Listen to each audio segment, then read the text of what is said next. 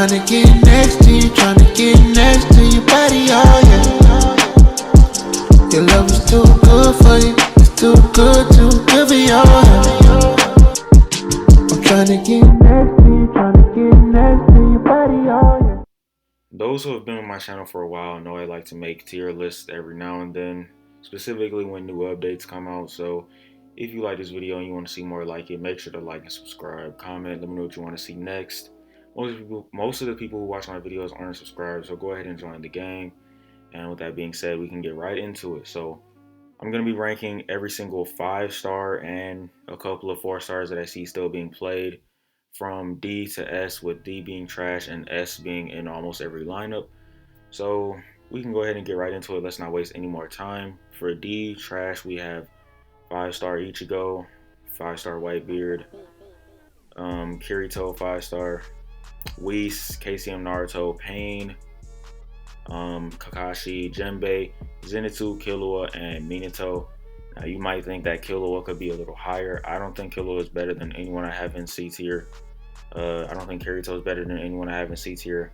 Maybe Goku, you could say I drop him, or I put Kirito up there because he might be better than Goku, but the lower rankings of the tier list don't really matter, so D is what it is.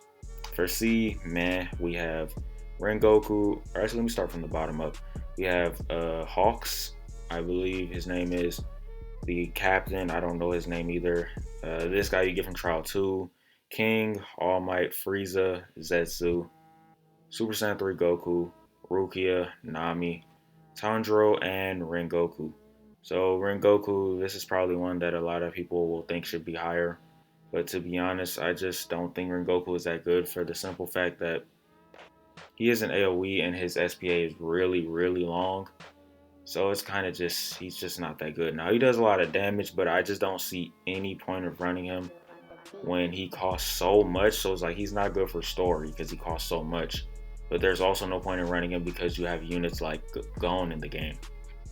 Gon, Gogeta, like really high damage units. Well, not Gogeta, I would say, but Gon, Minato, like it's like I just don't see a point in running Rengoku when those kind of units are in the game. And his range is solid, but once again, no AoE, no status effect. It's just kind of eh. With B solid, we have Majin Vegeta, Eren, Stark, Broly, Luffy, and Deku, who probably should drop to meh, but we'll just keep them up there for now. Megumin, who could also drop to meh.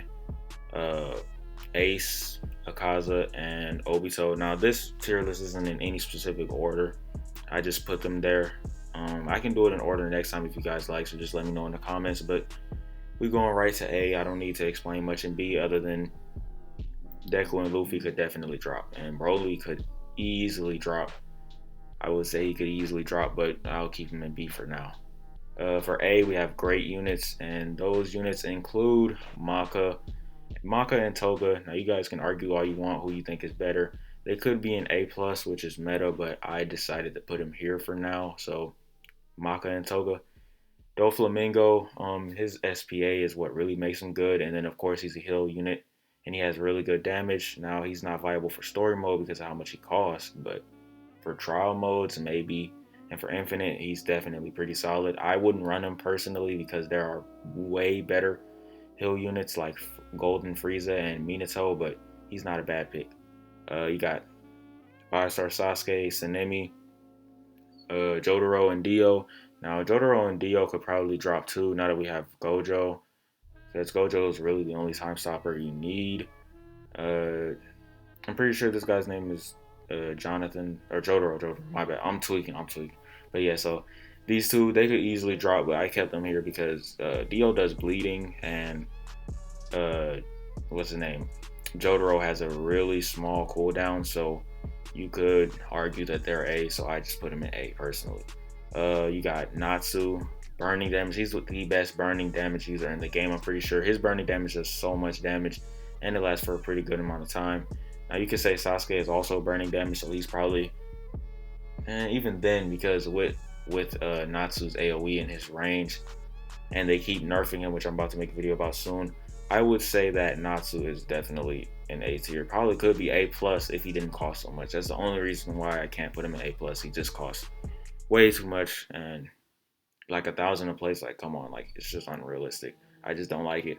But we got Fujitora after him. Fujitora meteor showers, and then of course he's full AOE, 6 SPA. So I feel like he's just pretty solid. Now that Whitebeard is in the game and he's kind of similar to Fujitora, I just feel like Fujitora just had to drop. Some people had him at S tier. I wouldn't have him that high. Or they used to have him, my bad, before this update. I wouldn't have him that high even back then, but hey, wherever you have him is wherever you have him. For me, he's A tier. And then finally, we have Blackbeard and Mob. Not much needs to be said here. I think they're around this area. I think Mob's SPA is what's holding him back from being A+, which is meta, so I put him in A. Now, A+, meta, we have Whitebeard, Golden Frieza, Gojo, and Nagato. Now, you could say that Golden Frieza might be a little high on this list, but I think Golden Frieza's insane range with his wide AoE. I think that makes him OP. And then you can even run him in story mode realistically because he is very cheap to upgrade, especially for a 6-star unit. So I definitely say that Frieza is a really good unit and I would run him if I were you. But especially if you can't afford or you don't want to run Mihawk, he's definitely a good replacement for Mihawk in story mode, but that's besides the point. Gojo, he's the best time stopper in the game. He's really good damage, better than Dio and Jotaro. His time stop is really good. I don't know the exact numbers on the cooldown or how long it lasts, but he's a really good unit and you should definitely run him. And he has good range too. And then we have, oh, and by the way, Dio nor Jonathan, Dio nor Jotaro is AoE, so that's also a problem with them. But okay, so last guy we have Nagato for A+. He attacks hill and ground units, and he has a pretty good damage, pretty good AoE. He's a pretty solid all-around unit, and he's not that bad of a starter with a 3 SPA, especially in infinite mode. 100 damage and 3 SPA off rip is just pretty solid, so I say he's a pretty good unit, especially to start in infinite mode. Finally, for S tier in almost every lineup, we have Gogeta. Now, Gogeta, you could probably say he's not here because you gotta run Goku and Vegeta, 2 units that I'd rather not run in infinite mode, and you probably won't go that deep unless you're running with someone that completely complements your lineup completely and really makes up for what you're lacking. So I could say it's realistic to run Gogeta, Goku, and Vegeta, and then you have, of course, Bulma or Wind and Light. But if your teammate has Light, then you could get away with not running Light, which means you could run like a Gon, a Minato, or a Mihawk. But besides that, next unit we got Nezuko. Now, some people think Nezuko has dropped. I think she's still up there because with max Erwin boost and she's level 80, and if she's level 80, then she can get up to 2,500 damage. So if you have 8 Nezuko's all doing 2,500 damage, and then of course you have them spread across the map, and then of course they're going to continuously be doing it like as long as the enemy is in their AoE, which is 55 by the way. So it's really insane that you can, if you spread them out, you can cover the entire map.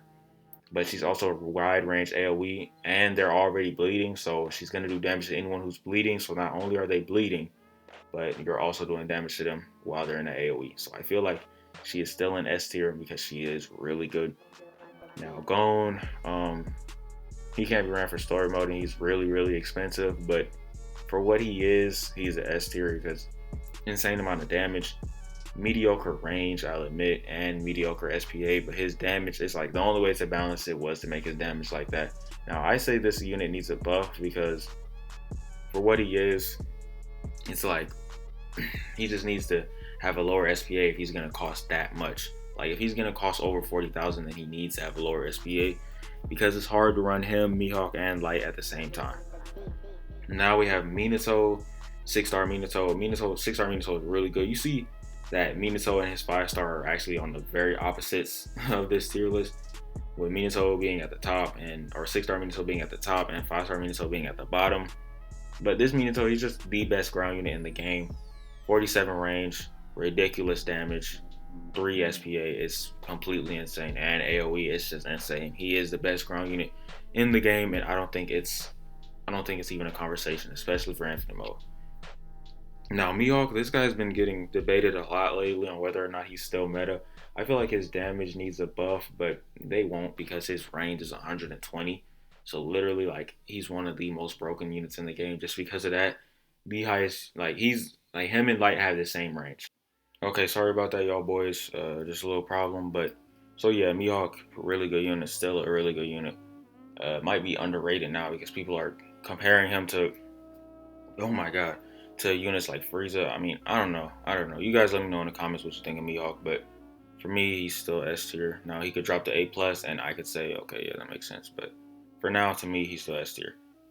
Light, Kira, whatever you want to call him, the Death Note guy. If you guys don't know who he is, strong, strong, strong unit. Not much needs to be said here. You have to run him if you want to go deep in infinite mode. Anyone who goes deep in infinite mode usually runs him, or if they're with a duo, then their duo is running it.